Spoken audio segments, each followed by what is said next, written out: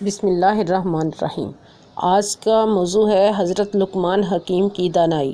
حضرت لقمان حکیم کو اللہ تعالیٰ نے حکمت اور دانائی سے نوازا تھا اور قرآن مجید میں ان کی نصیحتوں کا ذکر کیا گیا ہے۔ ان کی نصیحتیں نہ صرف ان کے بیٹے کے لیے تھیں بلکہ ہر انسان کے لیے مشعل راہ ہیں۔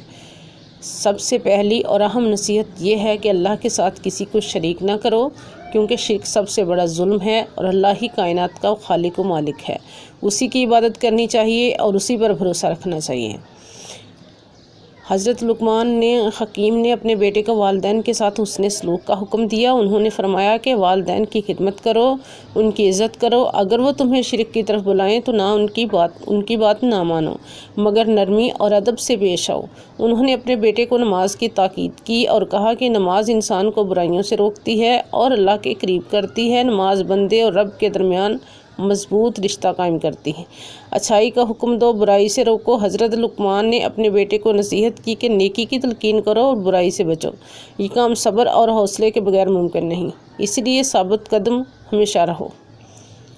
انہوں نے فرمایا کہ زمین پر اکڑ کر نہ چلو، نہ کسی کے ساتھ غرور و تکبر سے پیش ہو، کیونکہ اللہ تکبر کرنے والوں کو پسند نہیں کرتا۔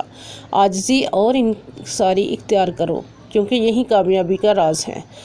حضرت لقمان نے اپنے بیٹے کو نرمی اور شیریں زبانی کی تاکید کی۔ انہوں نے کہا کہ زیادہ بلند آواز میں بات مت کرو، کیونکہ گدھے کی آواز سب سے بری ہوتی ہے۔ ہمیشہ میٹھے اور شائستہ الفاظ میں گفتگو کرو۔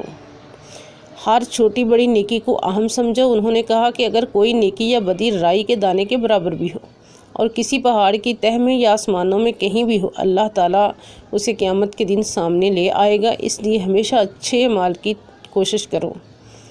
یہ نصیحتیں آج بھی اتنی ہی قیمتی اور رہنمائی فراہم کرنے والی ہیں جتنی پہلے تھیں۔ اگر ہم ان پر عمل کریں تو نہ صرف دنیا میں کامیابی حاصل ہوگی بلکہ آخرت میں بھی سرخرو ہوں گے۔